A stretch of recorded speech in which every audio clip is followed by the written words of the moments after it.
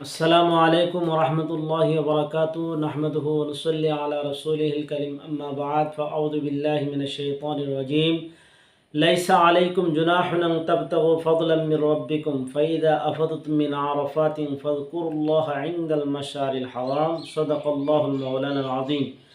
সুপ্রিয় দ্বীনী ভাই ও বন্ধুরা, আল্লাহ পাক রব্বুল আলামিনের দরবারে অসংখ্য অগণিত শুকর এবং সুজুদ যে আল্লাহ রব্বুল আলামিন আমাদেরকে মিল্লাতে ইব্রাহিম তথা সত্য ধর্ম ইসলামের অনুসারী বানিয়েছেন। সম্মানিত দ্বীনী ভাই বন্ধুরা, জিলহজ মাসের ভিতরে সবথেকে গুরুত্বপূর্ণ আমল হলো হজ্জে বাইতুল্লাহ, সামর্থ্যবানদের উপরে হজ আদায় করা।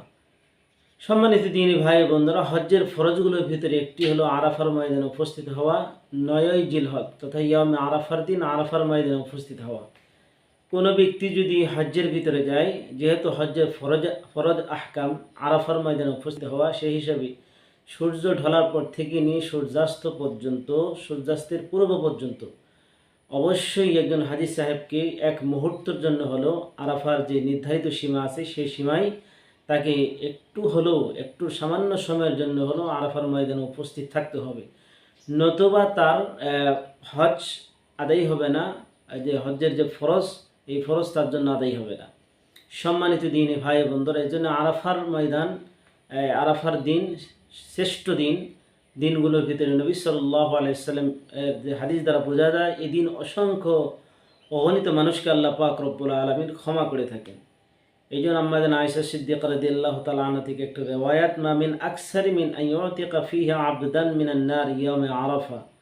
নবী সাল্লাল্লাহু আলাইহি ওয়াসাল্লামের এই হাদিস থেকে বোঝা যায়, তিনি ইরশাদ করেছেন যে আল্লাহ পাক রব্বুল আলামিন পৃথিবীতে ইয়াউমে আরাফার দিন অসংখ্য অগণিত বান্দাদেরকে এদিন আল্লাহ তাআলা ক্ষমা করে থাকেন, তিনি মুক্ত করে থাকেন জাহান্নাম থেকে। সম্মানিত দ্বীনী ভাই বন্ধুরা, অন্য হাদিসে হযরত জাবির রাদিয়াল্লাহু তাআলা আনহু বলেন, ইয়ানজিরুল্লাহু ইলাস সামাই দুনিয়া ফায়ুবাহি বিআহলিল আরদি আলাস সামাই ফায়াকুলু উনজুরু ইলা ইবাদি শাআসান গুবারান দাহিন জাউ মিন কুল্লি ফাজ্জিন আমিক ইয়ারজুনা রাহমাতি ওয়া লাম ইয়ারাউ আযাবি। তো ফালাম ইয়ারা আকসারা ইয়াউমা আকসারা ইতকা মিনান নার মিন ইয়াউমি আরাফা। আল্লাহ নবী সাল্লাল্লাহু আলাইহি ওয়াসাল্লাম হাদিস দ্বারা বোঝা যায়, নবী সাল্লাল্লাহু আলাইহি ওয়াসাল্লাম এদিন অসংখ্য অগণিত বান্দাদেরকে ক্ষমা করে থাকেন। এবং এদিন যেহেতু শুভ্র পোশাকে, তারপরে উস্কো খুস্কো চলে আল্লাহ তাআলা প্রিয় বান্দারা, আল্লাহর মেহমানরা আরাফার ময়দানে উপস্থিত হয় ক্ষমা প্রার্থনা করে। আল্লাহ রাব্বুল আলামিন এই দৃশ্য দেখে আসমানে ফেরেশতাদের সাথে গর্ব করতে থাকেন। আল্লাহ তাআলা এদিন অসংখ্য অগণিত বান্দাদেরকে ক্ষমা করে থাকেন।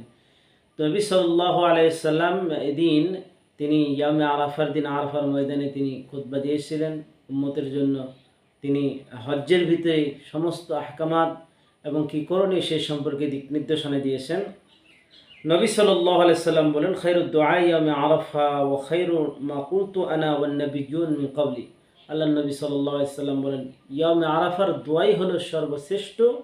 সেই হিসেবে নবী সাল্লাল্লাহু আলাইহি সাল্লাম বলেন, আমি এবং আমার পূর্বে যত নবী আসছে যে দোয়া তারা করেছেন, সে দোয়া হলো লা ইলাহা ইল্লাল্লাহু ওয়াহদাহু লা শারীকা লাহু লাহুল মুলকু ওয়া লাহুল হামদু ওয়া হুয়া আলা কুল্লি শাইইন কাদির। সম্মানিত দ্বীনী ভাই বন্ধুরা, ইয়ামে আরাফার দিন আরাফার ময়দানে হাজী সাহেবগণ উপস্থিত হওয়া, এটা হলো তাদের জন্য আমল। কিন্তু বিশ্ব মুসলিমের জন্য, যারা আরাফার ময়দানে যাবে না, যাবেন হজ্জে যাবে না, তাদের জন্য কি আমল? এই জিলহজের 9 তারিখে, যেহেতু জিলহজের প্রথম দশক অত্যন্ত ফজিলতপূর্ণ সময়, এই জিলহজের 9 তারিখে ইয়ামে আরাফার দিন হাজী সাহেবরা আরাফার দিন উপস্থিত থাকবে আরাফার ময়দানে। কিন্তু বিশ্ব মুসলিমের জন্য আল্লাহ নবী সাল্লাল্লাহু আলাইহি ওয়াসাল্লাম তিনি আমাদের জন্য যে আমল নির্ধারণ করেছেন তা হলো এই দিন রোজা রাখা। আরাফার ময়দানে আরাফার দিনে হাজী সাহেবদের জন্য রোজা নয়, বা এই দিন রোজা রাখা তাদের জন্য মাকরুহ। কিন্তু বিশ্ব মুসলিম তথা যারা আরাফার ময়দানে যাবে না, যারা হজ করবে না, তাদের জন্য আমল হলো এদিন রোজা রাখা। নবী সাল্লাল্লাহু আলাইহি ওয়াসাল্লাম এই রোজার ফজিলত বর্ণনা করেন। আন আবি কাতাদা রাদিয়াল্লাহু তাআলা আন, হযরত আবু কাতাদা রাদিয়াল্লাহু তাআলা থেকে রওয়ায়াত, ক্বালা রাসূলুল্লাহ সাল্লাল্লাহু আলাইহি ওয়াসাল্লাম, নবী সাল্লাল্লাহু আলাইহি ওয়াসাল্লাম বলেন, সিয়ামু ইয়ামি আরাফা আহতাসিবু আলাল্লাহি আন ইউকাফিরা সানাতাল্লাতী ক্বাবলাহু ওয়াস সানাতাল্লাতী বা'দাহু। আল্লাহ নবী সাল্লাল্লাহু আলাইহি ওয়াসাল্লাম বলেন যে ইয়ামে আরাফার রোজা, এদিনের রোজা আমি আশা রাখি আল্লাহ রাব্বুল আলামিন পিছনের 1 বছরের গুনাহ এবং সামনের 1 বছরের গুনাহ আল্লাহ তাআলা ক্ষমা করে দিবেন। সুবহানাল্লাহি ওয়া বিহামদি। সেই হিসাবে এই দিনের ইয়ামে আরাফা তথা ৯ জিলহজের এই রোজা হাদিস সাহেবদের জন্য নয়, বরঞ্চ সমস্ত বিশ্ব মুসলিম উম্মার জন্য, সারা পৃথিবীর সকল মুসলিমের জন্য এই রোজা। কারণ হাদিস সাহেব যারা ইয়ামে আরাফার দিনে থাকবে তাদের জন্য রোজা রাখা মাকরুহ।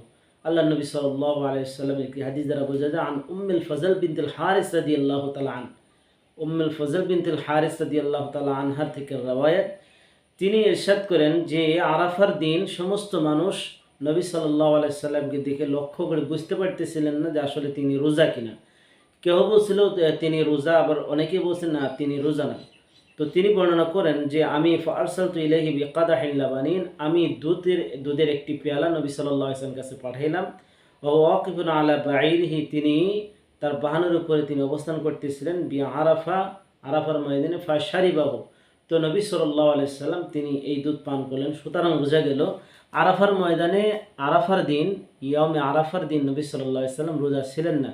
সেই হিসাবে আরাফার ময়দানে হাদিস সাহেবদের রোজা রাখা মাকরুহ, বরং এই রোজা হলো সমস্ত বিশ্বের মুসলিমদের জন্য। সেই হিসাবে এখন প্রশ্ন আসে ইয়ামে আরাফার দিন তথা রোজাটা কোন দিন রাখবে। যেহেতু আমাদের দেশের ভিতরে ৮ই জিলহজ যখন, তখন সৌদিতে ৯ই জিলহজ, তাতে একদিন পূর্বে তারা ইয়ামে আরাফাত সেখানে আরাফার ময়দানে হাদিস সাহেবগণ উপস্থিত হন। তথা যেদিন সৌদিতে আরাফার ময়দান থাকে সেদিন আমাদের দিকে ৮ম দিন তথা ৮ই জিলহজ থাকে। তাহলে আমরা কোন দিন রোজা রাখবো? সম্মানিত দিনী ভাই বন্ধুরা, বিষয়টি স্পষ্ট। কয়েকটি হাদিস দ্বারা আমরা যদি এখানে লক্ষ্য করি আসলে ইয়ামে আরাফা কী জিনিস। ইয়ামে আরাফা হলো ৯ম তারিখ, ৯ই জিলহজের নাম। যেরকমভাবে ১০ই জিলহজের নাম হলো ইয়ামুন নাহার তথা কোরবানির দিন, তেমনিভাবে ৯ই জিলহজের নাম হলো ইয়ামে আরাফা। এটা হলো দিনের নাম। সে হিসাবে ইয়ামে আরাফার দিন যেহেতু এখানে বলা হয়েছে ইয়ামে আরাফা, সারা বিশ্বের ভিতরে যেখানে ৯ই জিলহজ যেদিন আসে সেদিনই সেটা ধর্তব্য হবে। কারণ ইয়ামে আরাফার যেরকমভাবে তাকবীরে তাশরিকের হাদিস আছে, আন আলী রাদিয়াল্লাহু তাআলা আন আন্নাহু কানা ইউকাব্বিরু বা'দা সালাতিল ফজর ইয়ামে আরাফা ইলা সালাতিল আসরি মিন আখির ইয়ামি তাশরিক ইউকাব্বিরু বা'দাল আসরি। এখানেও আছে আলী রাদিয়াল্লাহু তাআলা থেকে রওয়ায়াত, তিনি কোরবানির দিন সালাতুল ফজরি এবং কোরবানির পূর্বের দিন তথা ইয়ামে আরাফার দিন ফজর থেকে নিয়ে তিনি আইয়ামে তাশরিকের শেষ দিন আসর পর্যন্ত তিনি তাকবীর বলতেন, যে তাকবীর আছে সেই তাকবীরের তাশরিক পড়তেন। এখানেও কিন্তু ইয়ামে আরাফা লেখা আছে, তথা ইয়ামে আরাফা এটা ৮ম দিন বলা হবে না, যেহেতু সারা বিশ্বে আমরা তাকবীরে তাশরিক পড়ি, এটা ৯ম দিন থেকেই পড়ি। সেই হিসাবে ইয়ামে আরাফার কথা এই হাদিসে আলী রাদিয়াল্লাহু তাআলা আনহু তিনি নিজেও আমল করেছেন ইয়ামে আরাফার দিনের কথা। তাকবীরের তাশরিকটা শুরু হয় ইয়ামে আরাফার দিন। তেমনিভাবে রোজাও যেহেতু ইয়ামে আরাফার দিন বলা হয়েছে, সুতরাং যেখানে ৯ই জিলহজ যে দেশে যেরকম যখন ৯ই জিলহজ হবে সেদিনই ওই দেশের লোক সেখানের মুসলিম উম্মাহ রোজা রাখবে। এটি হলো হাদিসের মাফহুম অনুযায়ী বোঝা যায়।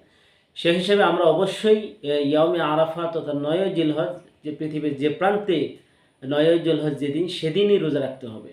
আল্লাহ পাক রব্বুল আলামিন আমাদেরকে আশারে যুলহজ্জা তথা জিলহজের যে প্রথম দশকের ফজিলত আল্লাহ তাআলা আমাদেরকে নসিব করুন। সেই সাথে আল্লাহ তাআলা এই রোজা এবং সে সমস্ত আহকামাত আল্লাহ তাআলা তিনি প্রথম দশকে তিনি নাজিল করেছেন, নির্ধারণ করেছেন, সেগুলো আমাদেরকে সঠিকভাবে জানার এবং এর উপরে সঠিকভাবে আমল করার তৌফিক দান করুন। আমিন।